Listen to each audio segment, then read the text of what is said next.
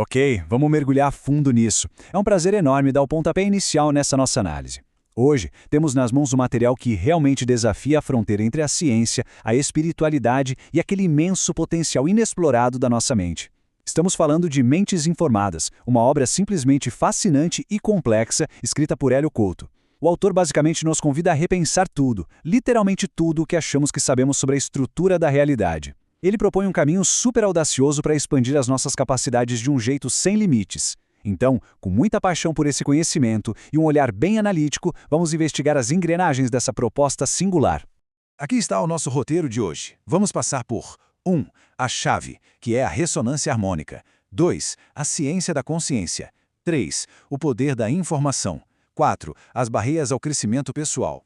5. O revolucionário quântico. E 6. A conclusão sobre o novo meta-humano. Certo, começando pela parte 1, a chave, ressonância harmônica. Entrando na primeira parte do livro, o autor já estabelece logo de cara o que ele considera a chave mestra absoluta para abrir todas as portas do nosso desenvolvimento. E o ponto crucial aqui é o seguinte: a ressonância harmônica não é descrita na obra como mágica, misticismo, pensamento positivo ou muito menos como um procedimento médico. Couto a define de forma bem estrita como uma ferramenta evolutiva, uma verdadeira tecnologia da própria consciência. É a utilização metódica de ondas de informação projetadas para atuar bem na nossa essência, substituindo velhos paradigmas por novos em tempo recorde. É uma ferramenta que promete ir muito além dos métodos convencionais, agindo direto no cerne daquilo que compõe a nossa realidade.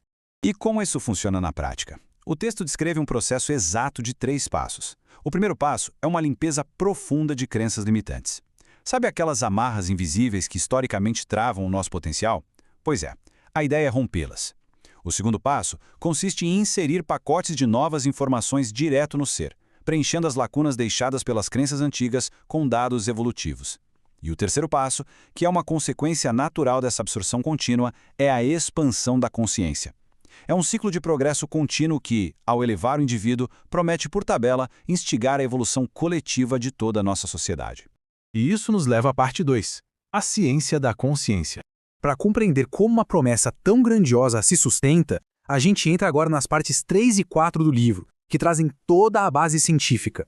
O autor não constrói a sua teoria no vazio, ele se apoia na física moderna e na mecânica quântica, partindo de um princípio básico: absolutamente tudo no universo é feito de átomos, e todo átomo possui um campo eletromagnético emitindo uma onda contínua. Só que essa onda não é apenas uma energia vazia voando pelo espaço. Ela carrega uma quantidade infinita de informações detalhadas sobre a sua origem. Ou seja, nós vivemos mergulhados num oceano complexo e infinito de ondas se cruzando, completamente cheias de conhecimento latente.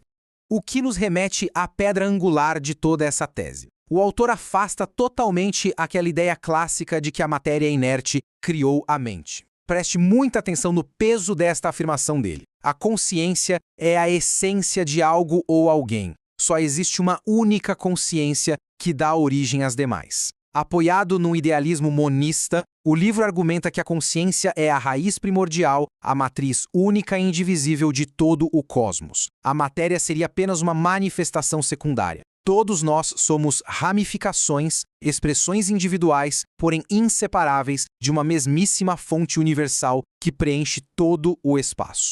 Vamos em frente para a parte 3, o poder da informação. Aceitando a ideia de que o universo é uma grande consciência interligada operando por ondas, a gente chega ao verdadeiro núcleo da obra, que aliás dá o título a ela. E isso ilustra brilhantemente o conceito, porque Couto faz questão de analisar a palavra informação a partir da sua raiz em latim, informare. Informação não significa apenas guardar dados na memória, significa, literalmente, prover uma forma, dar um formato. O argumento dele é que se todo o cosmos é feito das mesmíssimas partículas subatômicas, o que cria a diferença real entre a água e o ouro, ou entre uma tristeza profunda e a maestria absoluta em algo, a resposta é exatamente o fator informação. É como se fosse a planta arquitetônica invisível que estrutura a nossa realidade a partir do nível quântico. Guiado por esse raciocínio quântico, o horizonte de aplicações se torna genuinamente assombroso. Como essas ondas viajam pelo espaço sem as limitações da matéria densa, a ressonância harmônica permitiria, segundo o livro, transferir capacidades absolutamente ilimitadas para o ser humano. Estamos falando da possibilidade de transferir emoções curativas, informações complexas de outras dimensões, consciências arquetípicas elevadas e até mesmo a assimilação completa do talento de grandes gênios da história para os negócios, artes ou esportes. A obra descreve isso como uma via tecnológica direta para multiplicar exponencialmente o nosso poder pessoal, sempre em congruência com o fluxo do cosmos. Agora precisamos falar da parte 4, barreiras ao crescimento pessoal. Adotando agora um tom bem mais analítico, a quinta parte do livro nos obriga a enfrentar uma questão vital. Pense bem, se o universo oferece ferramentas tão incríveis e inesgotáveis de evolução, por que a humanidade ainda parece tão fraturada e estagnada? A raiz desse conflito é explicada de forma muito cirúrgica. Um gigantesco choque de paradigmas. De um lado, impera o antiquado paradigma mecanicista, que vê tudo de forma fragmentada, gerando um mundo governado pela separação, escassez crônica e competição implacável. Do outro lado, desponta o paradigma quântico, que a ciência moderna já evidencia, mostrando a unidade inquebrável do todo e um potencial sem fronteiras. A crise profunda do nosso mundo atual é tratada como um sintoma grave dessa transição turbulenta entre esses modelos de pensamento. Além da estrutura da sociedade, existem os nossos bloqueios individuais, as trincheiras de cada um de nós. O livro lista categoricamente os arqui-inimigos internos do crescimento: o egoísmo brutal, a paralisante zona de conforto, o medo do desconhecido, a inveja corrosiva e a terrível autossabotagem. E aqui, Couto faz um alerta extremamente sério. Quando a consciência de uma pessoa recebe uma carga enorme de nova informação evolutiva, ela precisa agir de acordo. Se, por força do ego, ela recuar e resistir ativamente à mudança que ela mesma pediu ao universo, o resultado pode ser um violento efeito de decadência pessoal. O universo simplesmente demanda movimento contínuo e aceitação fluida. O que nos leva à parte 5, o revolucionário quântico. Depois de mapear todas essas armadilhas, o discurso do autor se eleva na parte 6, delineando a atitude de quem deseja superar de vez as limitações desse sistema arcaico, chamando essa nova mentalidade de o revolucionário quântico. Vamos ver como isso se constrói na prática sociológica e científica. Couto se apoia, por exemplo, nas teorias dos campos morfogenéticos do biólogo Rupert Sheldrake. A premissa central é absolutamente libertadora. A verdadeira revolução global não exige que toda a humanidade desperte ao mesmo tempo.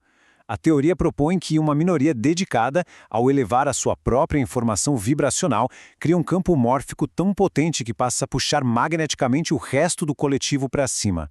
É a pura influência harmônica superando a velha força física. Mas não nos enganemos achando que essa revolução é um triunfo frio, puramente intelectual ou de física teórica. A essência do livro é inseparável da mais alta compaixão pela vida. O autor afirma com veemência: devemos amar ao próximo mais do que a nós mesmos. Somente assim realizaremos todo o nosso potencial. Fica cristalino que, na visão inabalável da obra, o conhecimento das engrenagens da mecânica quântica converge inevitavelmente para o amor universal incondicional. Segundo a obra, não existe poder quântico verdadeiro e duradouro sem deixar o ego completamente de lado. E, finalmente, chegamos à parte 6. Conclusão: o novo meta-humano. Chegamos ao ponto alto, a grande síntese dessa tese monumental.